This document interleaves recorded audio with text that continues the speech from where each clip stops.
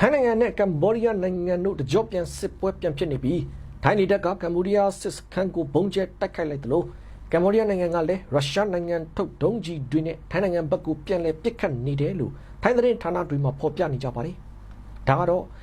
ဒီကနေ့ဒီဇင်ဘာလ10ရက်နေ့မနက်8နာရီဝန်းကျင်လောက်ကစပြီးထိုင်းနိုင်ငံနဲ့ကမ်ဘောဒီးယားနိုင်ငံနယ်စပ်မှာနှစ်နိုင်ငံနယ်မြေပိုင်ဆိုင်မှုအငြင်းပွားတဲ့ကိစ္စနဲ့ပဲတကြော့ပြန်စစ်ပွဲပြန်ဖြစ်နေတယ်ဆိုပါတယ်။အဲ့ဒီမှာ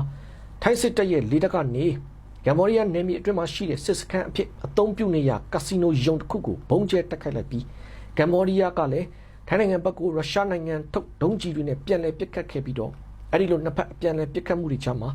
ကနဦးတိုက်ပွဲဖြစ်တဲ့အချိန်မှာပဲထိုင်းစစ်သားတအုပ်သေဆုံးထားပြီးနောက်ထပ်2ဦးဒဏ်ရာရထားတဲ့အကြောင်းကိုကနဦးသိထားရတယ်လို့ထိုင်းသတင်းဌာနတွေမှာဖော်ပြထားကြပါတယ်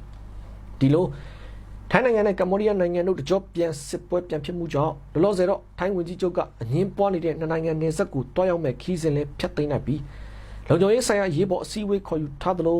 ထိုင်းစစ်တပ်ရဲ့အဆိုအရတော့ကမ်ဘောဒီးယားနိုင်ငံကလက်နက်ကြီးတွေအမြောက်တွေကိုအဲ့ဒီနယ်စပ်တစ်လျှောက်ရွှေ့ပြောင်းထားပြီးထိုင်းနိုင်ငံရဲ့လုံခြုံရေးကိုချိန်ချောက်နေတယ်လို့ထိုင်းသတင်းတွေမှာဆိုထားပါတယ်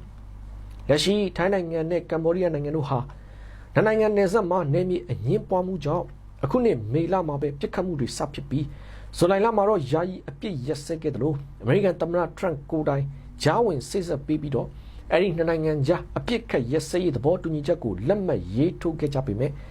အခုခါမှာတော့ပြစ်ခတ်ရက်စဲမှု9လကျော်အကြာမှာပဲထိုင်းနိုင်ငံနဲ့ကမ်ဘောဒီးယားနိုင်ငံတို့ဟာတကြော့ပြန်စစ်ပွဲဖြစ်ပြန်လည်ဖြစ်ပွားနေတယ်လို့သိရပါတယ်ခင်ဗျာ